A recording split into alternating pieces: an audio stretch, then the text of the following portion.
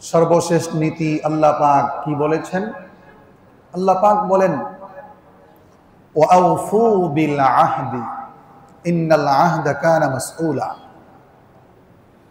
আল্লাহ বলেন তোমরা প্রতিশ্রুতি পূর্ণ করো, ওয়াদা পূর্ণ করো, ওয়াদা ভঙ্গ করিও না, প্রতিশ্রুতি ভঙ্গ করো না। ওয়াদা, প্রতিশ্রুতি, এটা একটা গুরুত্বপূর্ণ বিষয়। আমাদের সমাজ ব্যবস্থা ব্যক্তি জীবন থেকে নিয়ে রাষ্ট্রীয় জীবন পর্যন্ত আমরা বহু মানুষকে বহু প্রতিশ্রুতি দিয়ে থাকি, সেটা বাস্তবায়ন করার কখনোই চিন্তাও করি না। এমন মানুষ আমাদের সমাজে আছে না নাই বলেন?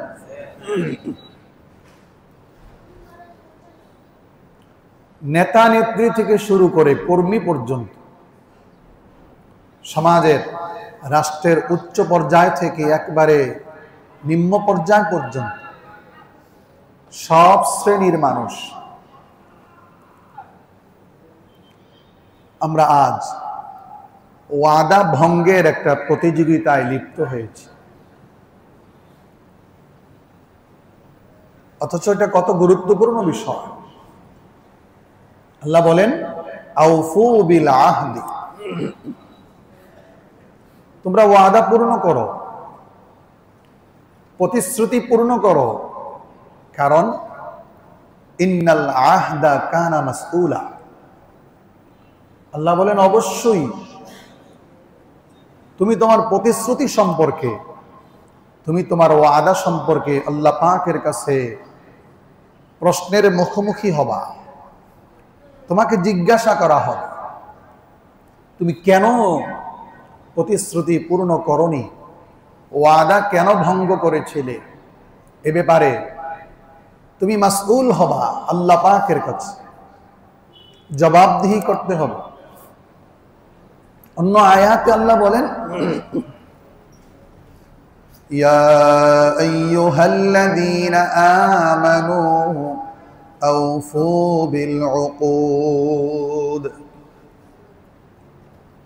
আল্লাহ রাব্বুল আলামিন বলেন ইয়া আইয়ুহাল্লাযীনা আমানু, হে ঈমানদার বান্দা বান্দিরা, আউফু বিল উকুদ, তোমরা তোমাদের প্রতিশ্রুতি, তোমরা তোমাদের ওয়াদাকে পূর্ণ করো। আউফু বিল উকুদ, ওয়াদাকে পূর্ণ করো। এক হাদিসে রাসূল করিম সাল্লাল্লাহু আলাইহি ওয়াসাল্লাম মুনাফিকদের চরিত্র সম্পর্কে বলেছেন। মুনাফিক কারা,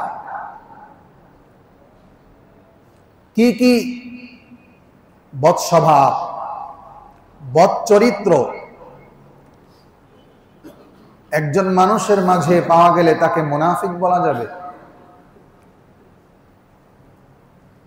মুনাফিকদের খাসলত কি কি রাসূলুল্লাহ সাল্লাল্লাহু আলাইহি ওয়াসাল্লাম হাদিসে সুস্পষ্ট ভাবে বর্ণনা করেছেন।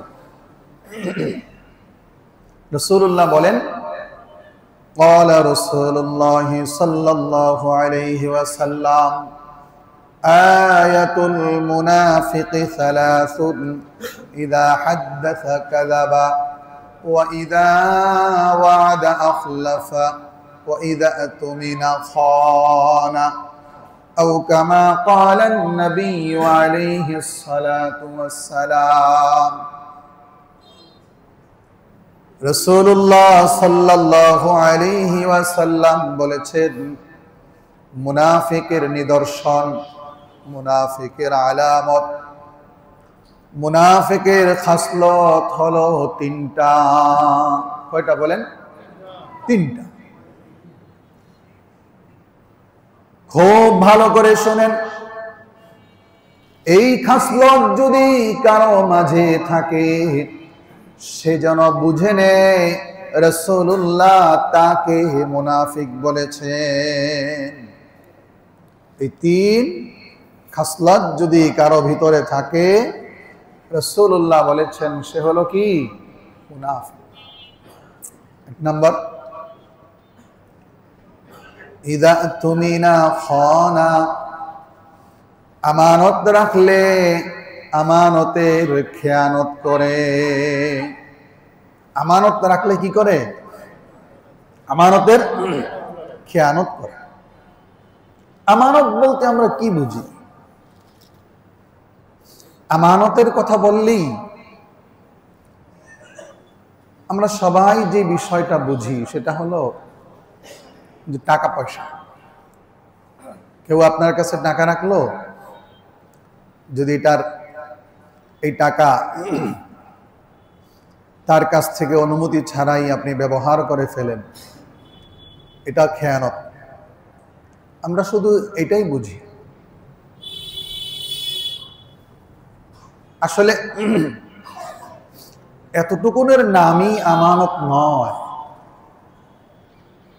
বরং আল্লাহ পাক আমানত বলতে যা যা বুঝিয়েছেন এটাও আমানতের অন্তর্ভুক্ত। এর বাইরে আরো আমানত আছে। সূরাতুল মুমিনুনে আল্লাহ পাক সফল মুমিনদের গুণাবলী বর্ণনা করেছেন।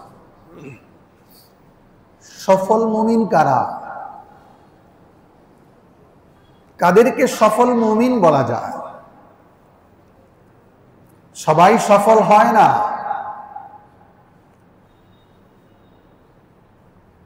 পৃথিবীতে বহু মানুষের সাথেই আমাদের চলাফেরা, উঠা বসা, সব মানুষ কিন্তু সফল না। দুনিয়ার লাইনেও সবাই সফল না, আখিরাতের লাইনেও সবাই সফল হয় না। কারা সফল? দুনিয়ার লাইনে তো আমরা মনে করি যার যত বেশি সম্পদ, যে যত বেশি ধনী, আমরা মনে করি সে তত বেশি সফল। আসলেই কি বিষয়টি তাই? না, বিষয়টি এমন নয়। বরং দুনিয়ার দৃষ্টিকোণ থেকে যদি চিন্তা করা হয়, সফল কারা? সফল হলো ওই সমস্ত ব্যক্তি যে ন্যায়ের উপরে চলে, হালাল ভাবে কামাই করে এবং হালাল রাস্তায় ব্যয় করে। দুনিয়ার দৃষ্টিকোণ থেকে এই ব্যক্তি হলো সফল। হারাম উপার্জন, হারাম ভাবে আয়, এর মাধ্যমে একজন ব্যক্তি যদি কোটিপতিও হয়ে যায়, এ ব্যক্তি সফল না। বরং দুনিয়ার দৃষ্টিকোণ থেকে সফল তো হলো ওই ব্যক্তি যে হালাল ভাবে রিক্সা চালিয়ে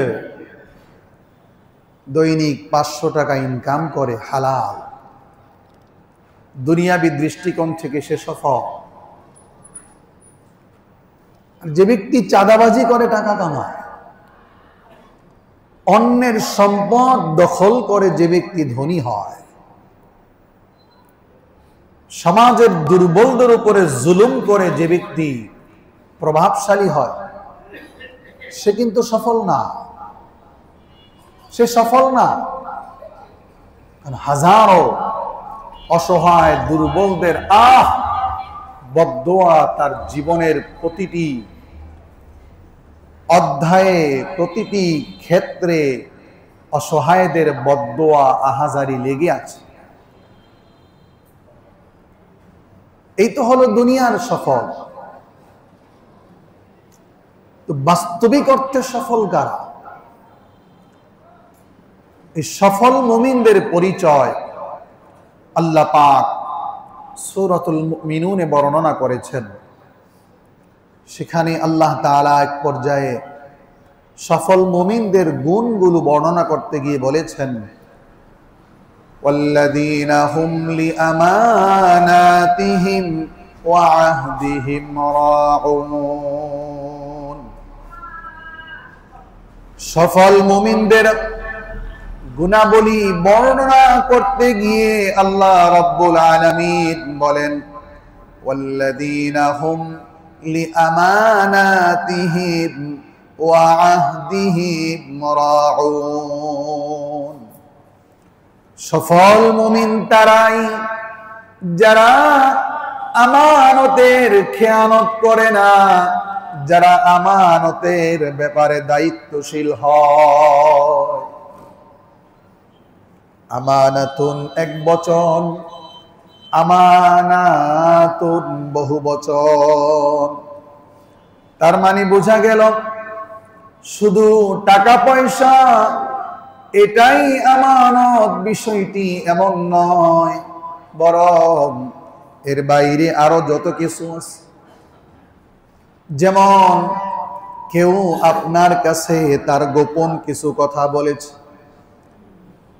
তার গোপন কিছু বিষয় আপনার কাছে ব্যক্ত করেছে, এই কথাটাও আপনার কাছে আমানত।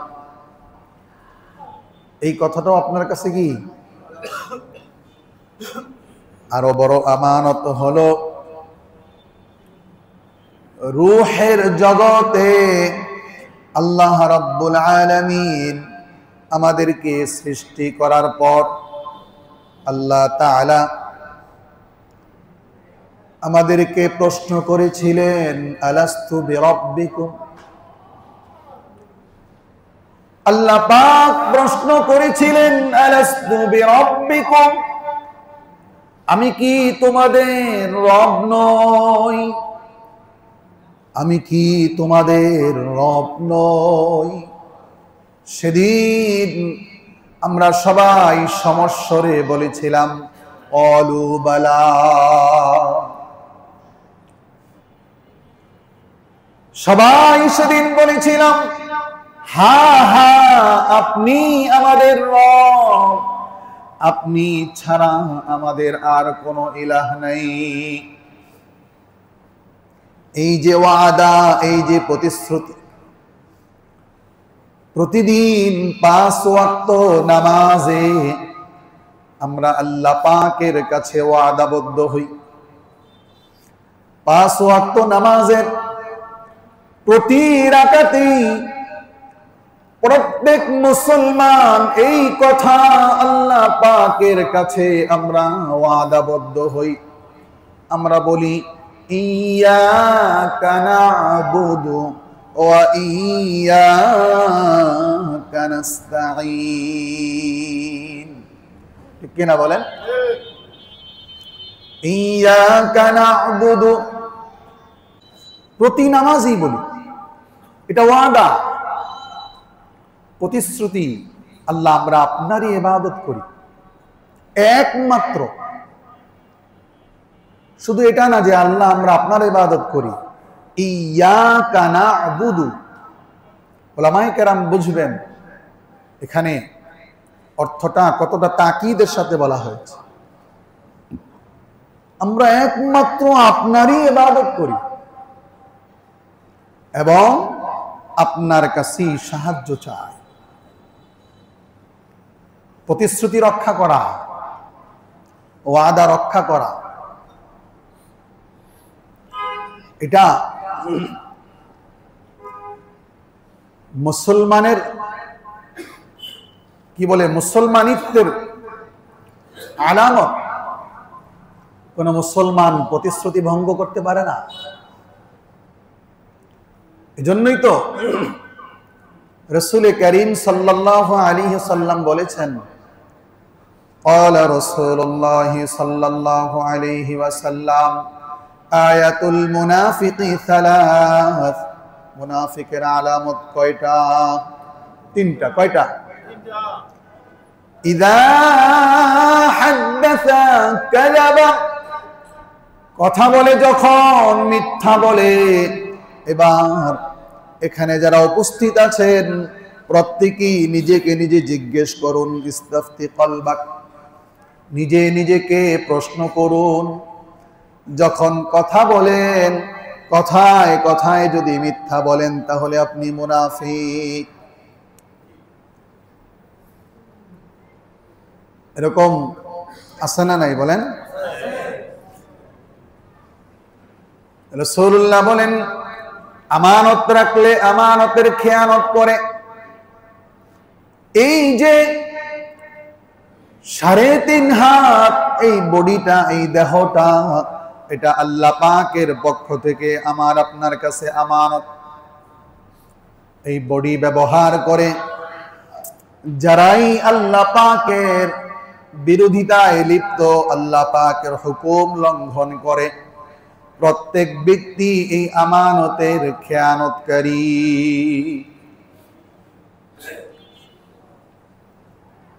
মুনাফিকের তৃতীয় আলামত হলো ওয়াইদা ওয়াদা আখলাফা, যখন সে ওয়াদা করে ওয়াদা ভঙ্গ করে, ওয়াদার পরিপন্থী করে।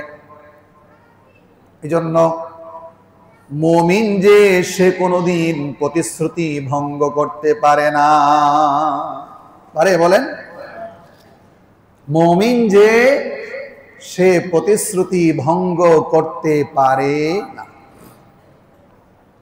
রাসূলুল্লাহ সাল্লাল্লাহু আলাইহি সাল্লাম কত বড় আমানতদার ছিলেন জানেন? রাসূলুল্লাহ কত বড় আমানতদার ছিলেন। মক্কার কাফির মুশরিকরা যারা রাসূলুল্লাহ সাল্লাল্লাহু আলাইহি সাল্লামকে হত্যা করার জন্য সর্বদা এই অপচেষ্টায় লিপ্ত ছিল, রাসূলুল্লাহকে দুনিয়া থেকে বিদায় করে দেওয়ার জন্য অপচেষ্টায় লিপ্ত ছিল, তারাও রাসূলুল্লাহকে বিশ্বস্ত আমানতদার মনে করত। বলেন সুবহান। কি আশ্চর্য ব্যাপার! রাসূলুল্লাহকে হত্যা করতে চায়, আবার রাসূলুল্লাহর কাছে তাদের নগদ অর্থ, স্বর্ণ অলংকার, রৌপ্য সব কিছু রাসূলুল্লাহর কাছে তারা আমানত রেখে দিয়েছিল। সুবহান। মক্কাতুল মুকাররমা থেকে আল্লাহ পাকের নির্দেশ আসলো, ওগো আল্লাহর রাসূল, আপনি মক্কা ছেড়ে হিজরত করে মদিনায় চলে যান। তারা আপনার ঘরের, আপনার হুজরা মুবারকের চতুর্পাশ তারা ঘিরে ফেলেছে, আপনাকে হত্যা করে ফেলবে, দুনিয়া থেকে বিদায় করে দিবে। আল্লাহ পাক জানিয়ে দিয়েছেন।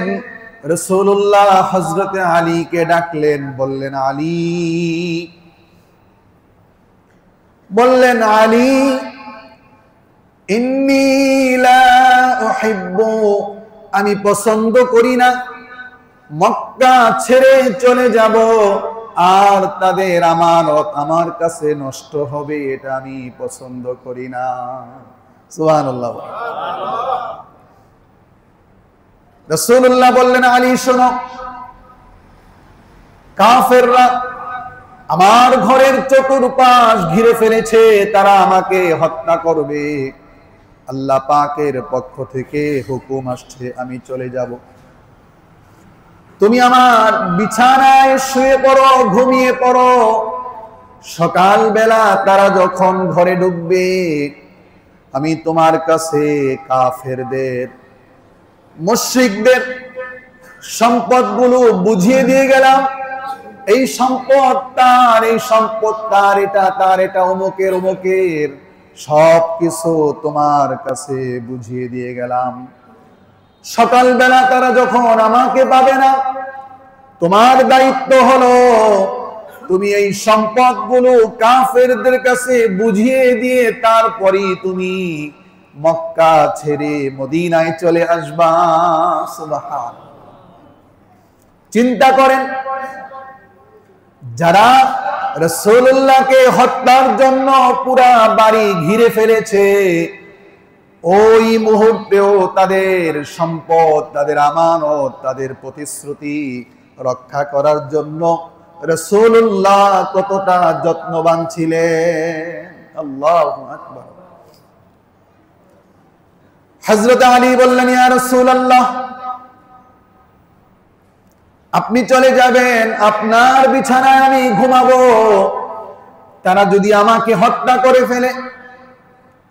রাসূলুল্লাহ বললেন, আল্লাহ তাআলা তোমাকে রক্ষা করবেন। সুবহানাল্লাহ। নবীজি চলে গেলেন, আলী ঘুমিয়ে রইলেন। সকালবেলা কাফেররা ভিতরে ঢুকলো, ভিতরে ঢুকে দেখে রাসূলুল্লাহ নাই। সুবহান। আলী রাদিয়াল্লাহু আনহু কাফেরদের সবার সম্পদগুলো যার যারটা তার কাছে বুঝিয়ে দিলেন। পরবর্তীতে ওই রাতের ব্যাপারে হযরত আলী কি বলেছিলেন জানেন? হযরত আলী রাদিয়াল্লাহু আনহু বলেছেন, আমার জীবনের শ্রেষ্ঠ আরামদায়ক রাত ছিল ওই দিনের রাত। সুবহান। কারণ রাসূলুল্লাহ বলেছেন, আল্লাহ তোমাকে রক্ষা করবেন। সুবহান। রাসূলুল্লাহ আমানতদারি, ওয়াদা, কাফেররা যখন এগুলো আমানত রেখেছিলেন, নবীজি তাদের সাথে ওয়াদাবদ্ধ ছিলেন যে তোমাদের সম্পদ আমি তোমাদের কাছে বুঝিয়ে দেব। ওয়াদা ভঙ্গ করেন নাই, ওয়াদার খেলাফ করেন নাই, প্রতিশ্রুতি ভঙ্গ করেন নাই। হুদাইবিয়ার সন্ধি রাসূলুল্লাহ সাল্লাল্লাহু আলাইহি ওয়াসাল্লাম সাহাবায়ে কেরামকে সাথে নিয়ে মদিনাতুল মুনাওয়ারা থেকে মক্কার উদ্দেশ্যে রওনা হলেন। উমরা করবেন, উমরা। হুদাইবিয়া নামক স্থানে যাওয়ার পরে মক্কার কাফের মুশরিকরা বাধা দিল যে উমরা করতে দেওয়া হবে না। রাসূলুল্লাহ বললেন, আমাদের ভিন্ন কোনো উদ্দেশ্য নেই, তোমাদের সাথে যুদ্ধ করব না, লড়াই করব না, আমরা শুধু মক্কায় যাব, উমরা করে আবার মদিনায় চলে যাব। কাফেররা বাধা দিল। এক পর্যায়ে সেখানে উভয় পক্ষের চুক্তি হল, হুদাইবিয়ার সন্ধি। চুক্তিনামায় অনেকগুলো চুক্তি এমন হলো যেই চুক্তিগুলো সুস্পষ্টভাবে মুসলমানদের বিরুদ্ধে। সাহাবায়ে কেরামের মন খারাপ হয়ে গেল। প্রথম চুক্তি কি ছিল? প্রথম চুক্তি ছিল এটা, মদিনা থেকে কোনো মুসলমান যদি মক্কায় যায় তাহলে কাফেররা ওই মুসলমানকে আর মদিনায় ফেরত আসতে দিবে না। অর্থাৎ তাকে মক্কায় রেখে জুলুম, অত্যাচার, নির্যাতন যা পারে করবে, সম্পূর্ণটাই মুসলমানদের স্বার্থবিরোধী। দ্বিতীয় চুক্তি হলো, মদিনা থেকে কোনো মুসলমান, মক্কা থেকে কোনো মুসলমান যদি মদিনায় আসে তাহলে রাসূলুল্লাহ মক্কা থেকে আগত মুসলমানকে আবার মক্কার কাফেরদের কাছে ফিরিয়ে দিতে বাধ্য থাকবে।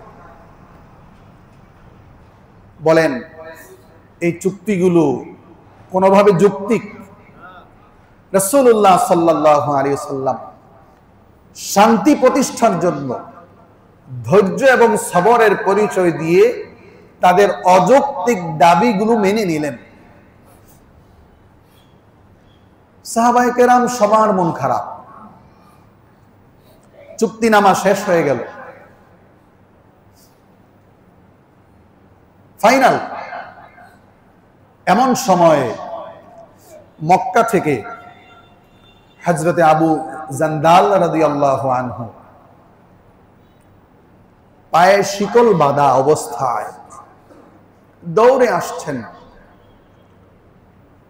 এসে হাউমাউ করে চিৎকার করতেছে আর মুসলমানদেরকে বলতেছে,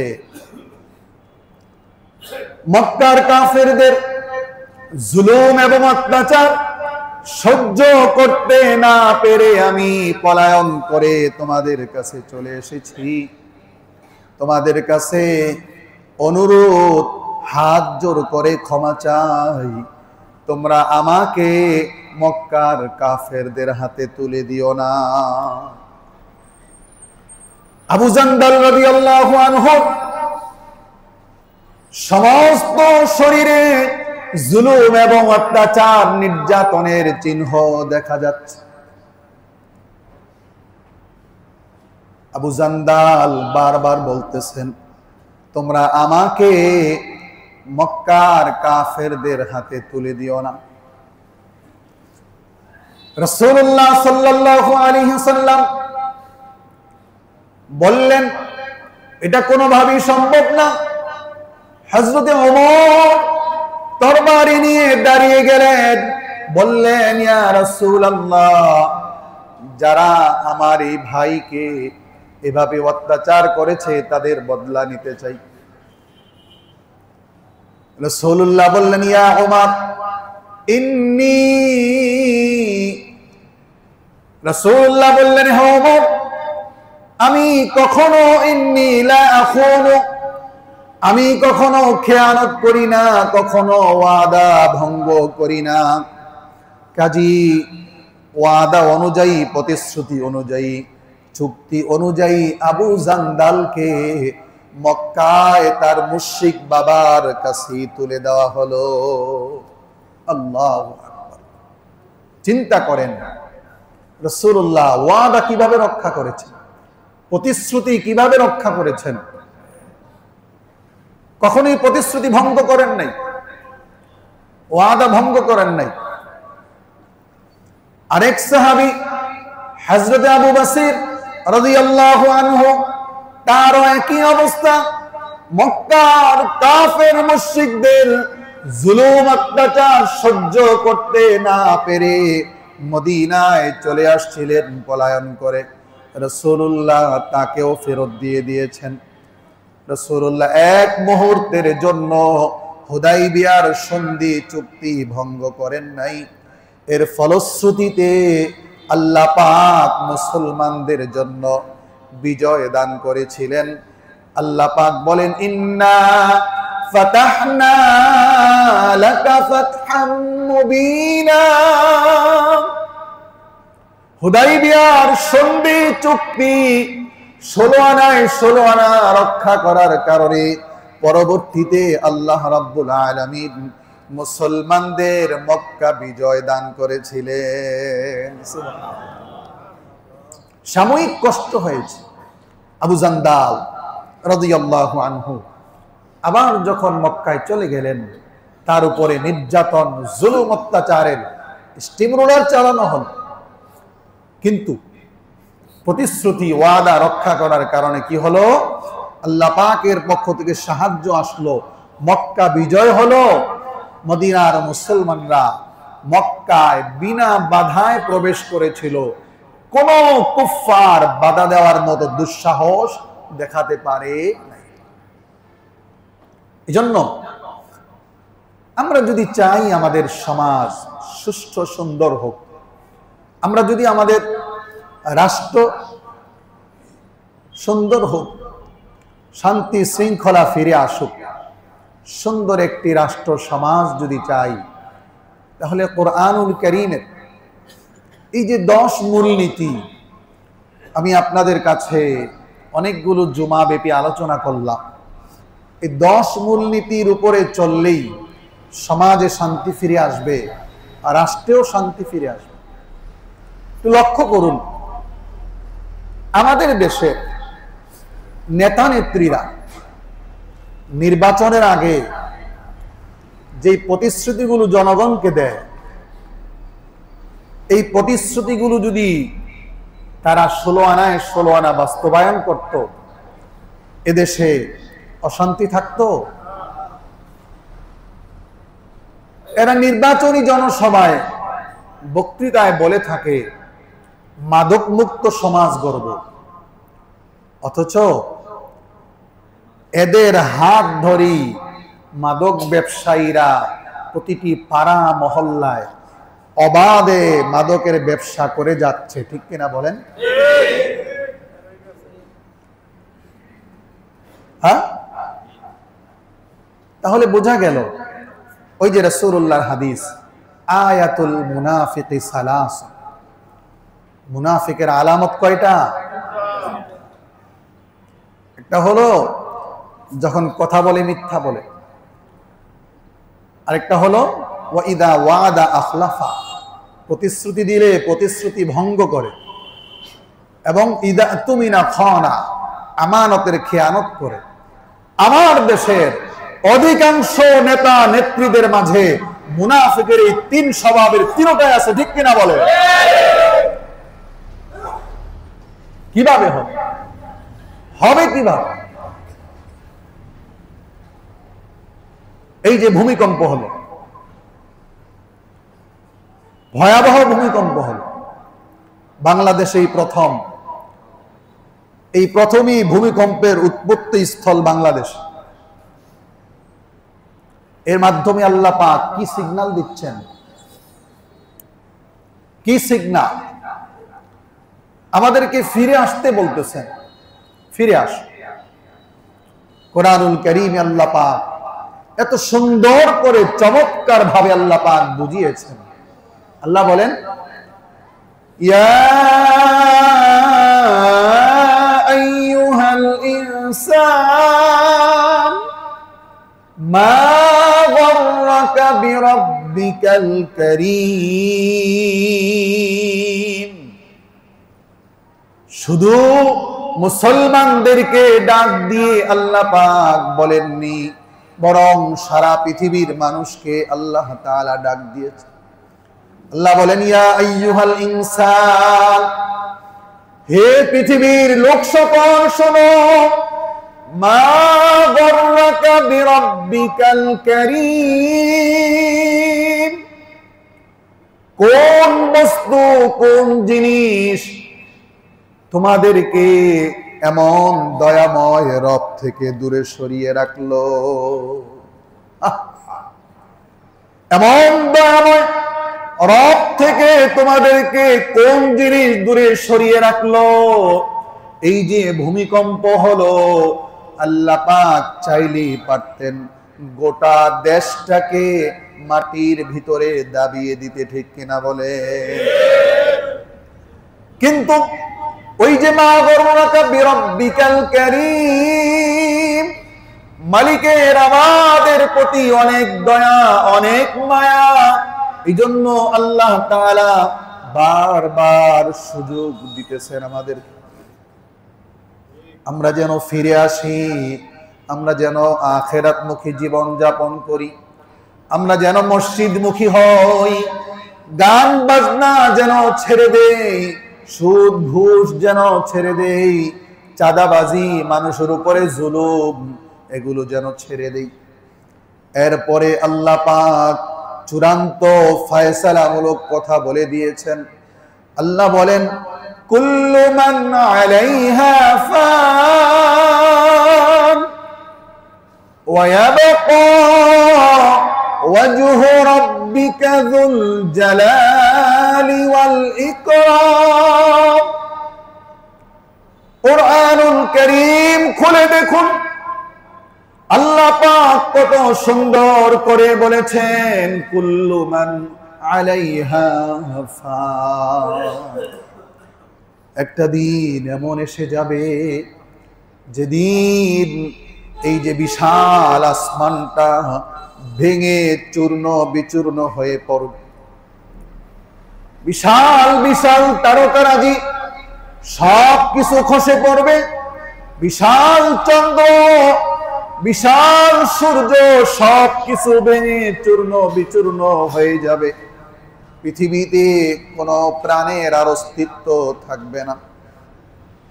আল্লাহ রাব্বুল আলামিন হযরত আজরাইল আলাইহিস সালাম মালাকুল মাউত কে বলবেন, আজরাইল বলো আর কে আছে? আজরাইল আলাইহিস সালাম বলবেন, ওগো আল্লাহ, সবে মাত্র যে সিংহায় ফু দিল হযরত ইসরাফিল আলাইহিস সালাম আছে। আল্লাহ বলবেন, ইসরাফিল আলাইহিস সালামের জান কবজ করা হোক। ইসরাফিল আলাইহিস সালামও মরে যাবেন। এরপরে আল্লাহ পাক বলবেন, বলো আর কে আছে? হযরতে মালাকুল মাউত আজরাইল বলবেন, ওগো আল্লাহ, কুল কায়নাত আর সৃষ্টি জগতে আল্লাহ আপনি আর আমি ছাড়া আর কেউ নাই। গোটা সৃষ্টি জগৎ পিন পতন নীরবতা। আল্লাহ পাক বলবেন, আজরাইল এবার তোমার পালা। আল্লাহ বলবেন, আজরাইল এবার তোমার পালা। তখন হাদিসে আসছে আল্লাহ পাক কুদরতি জবানে বলবেন, মুত ইয়া মালাকাল মউত। আল্লাহ পাক কুদরতি জবানে বলবেন, মুত ইয়া মালাকাল মউত, হে মালাকুল মউত তুই মরে যা। সাথে সাথে বিশাল দেহের অধিকারী হযরত আজরাইলও মরে যাবেন। বলেন তো ওই সময় আর কে থাকবে? এই কথাই আল্লাহ বলেছেন, কুল্লু মান আলাইহা ফান। একটা দিন এমন এসে যাবে গোটা সৃষ্টি জগৎ ধ্বংস হয়ে যাবে, কোনো কিছুই থাকবে না। আল্লাহ বলেন, ওয়ায়াবকা ওয়াজহু রাব্বিকা যুল জালালি ওয়াল ইকরাম। সেদিন তোমার সম্মানিত রবের অস্তিত্ব ছাড়া পৃথিবীতে আর কেউ থাকবে না, আর কেউ থাকবে না। এজন্য আমাদের সময় এসেছে দুনিয়ার এই খেল তামাশা ছেড়ে দিয়ে মসজিদমুখী হওয়া। আমাদের সময় এসেছে আল্লাহমুখী হওয়া। আমাদের সময় এসেছে আখিরাতমুখী জীবন যাপন করা। ঠিক কিনা বলেন? হায় রে, আল্লাহ পাকের কি ক্ষমতা! একটা ঝাঁকুনি দিয়েছে এক জায়গায়, গোটা দেশে ঝাঁকুনি সৃষ্টি হয়ে গেছে। এত বড় ক্ষমতার মালিক আল্লাহ। তিনি চাইলে আমাকে আপনাকে মুহূর্তের ভিতরে মাটির সাথে মিশিয়ে দিতে পারেন।